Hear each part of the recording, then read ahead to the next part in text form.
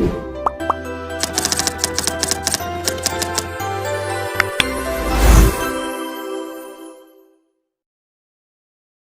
warahmatullahi wabarakatuh. Baik lagi sama saya Zulkifli di Learning Journal Part 8. Nah, di sini saya akan melaporkan atau mereview kembali materi dari minggu lalu tentang teknik menulis opini fitur di media massa. Pertama, kita bahas tentang apa sih itu opini dan fitur.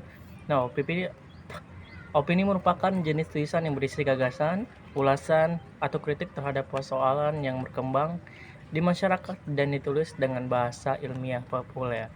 Nah, contohnya itu adalah persoalan di masyarakat, kualitas pendidikan yang buruk, kisah negara korupsi, bencana yang terus mendera, mentalitas pejabat, etika yang makin merosot, dan lain-lain.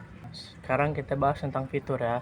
Nah, fitur adalah karangan kreatif yang terutama dirancang untuk memberi informasi sambil menghibur tentang suatu kejadian, situasi, atau aspek kehidupan seseorang. Dalam istilah surat kabar, fitur disebut juga berita ringan, soft news, atau kisah di balik berita.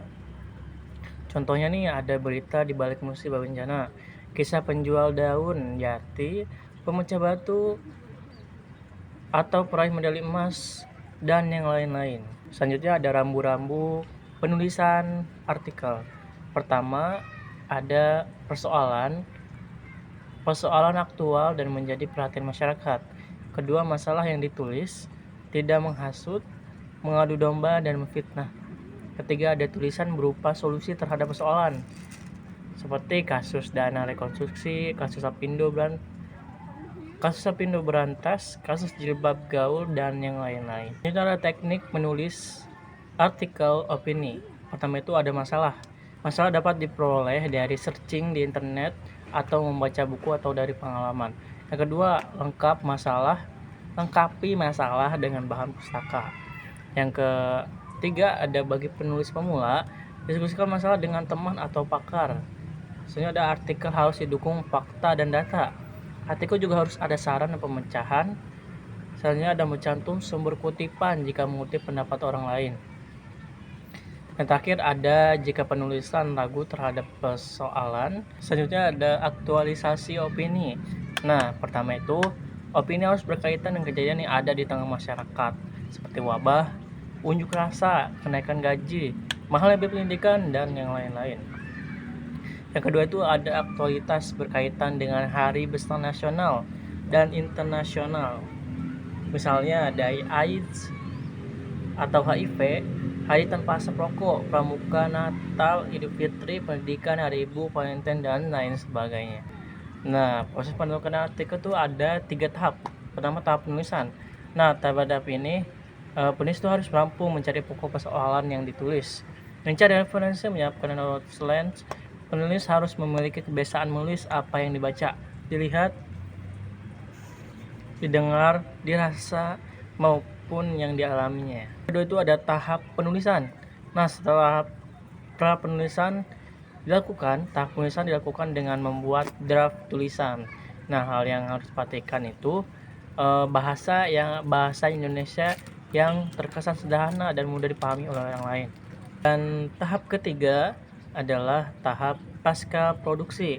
Nah, tahap pasca produksi ini adalah tahap yang tulisannya sudah selesai, tinggal dilakukan editing atau penyuntingan atau revisi berkaitan dengan keamanan tulisan, pemakaian kalimat, bentukan, dan pemilihan kata, pemakaian tanda baca, ejaan, dan lain sebagainya. Pertama ada artikel pengetahuan populer. Nah, artikel itu bisa dibaca oleh siapa saja, menarik dan mudah dimengerti. Yang kedua ada artikel penuntun praktis. Nah, artikel itu memberi petunjuk, misalnya sebagai merawat keantikan, kiat sukses mengelola keuangan, menolong korban, dan lain-lain. Ketiga ada artikel politik. Nah, artikel politik itu menyoroti persoalan tentang dimensi politik. Misalnya penulis dapat menginterpretasi permasalahan politik, kasus perusakan lingkungan hidup, dan yang lain-lain. Selanjutnya ada artikel olahraga. Nah, artikel olahraga ini artikel yang paling disukai oleh banyak orang ya. Penulis dapat menyoroti praktik olahraga, prestasi tokoh olahraga termasuk gosipnya. Yang kelima ada artikel kebudayaan. Nah, artikel kebudayaan ini artikel untuk sastrawan, seniman atau penulis yang ingin memaparkan persepsi mereka terhadap peristiwa yang berkaitan dengan budaya. Resensi pertama ada penilaian buku, ada ulasan buku, timbangan buku, pembahasan, penilaian, dan rekomendasi buku yang sudah diterbitkan. Ini ada strukturnya. Strukturnya itu ada identitas buku, judul, penulis, penerbit, jumlah halaman, tahun terbit, edisi, dan harga. Isi buku, bab, subbab, dan sub-subbab. Terus ada penjelasan isi. Struktur buku terdiri dari pendahuluan, isi, dan penutup. Nah, buku juga sering ada kata pengantar dan kata penutup. Ada rekomendasi kesan presensi terhadap buku yang diresensi dan menyarankan pembaca untuk membaca buku tersebut. Mungkin sekian materi yang bisa saya paparkan di minggu ini. Maaf jika ada salah kata. Saya pamit undur diri. Wassalamualaikum warahmatullahi wabarakatuh. Bye bye.